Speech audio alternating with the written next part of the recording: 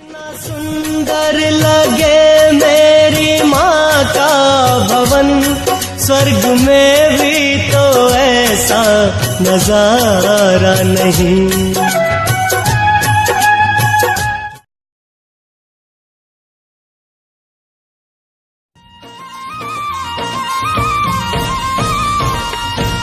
चंदवा बैगा जांजगीर के चंदवा बैगा गा, नीम के साटी मार के बैगा भूत भगावेगा।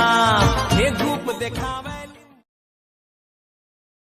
काटे चंदवा बैगा गा, देश सड़ासण देश सड़ासण देश सड़ासण देश सड़ासण मारे बैगा गा।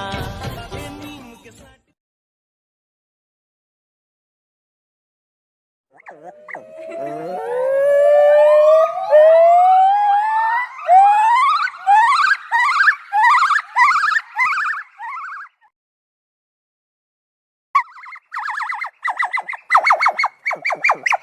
ha ha.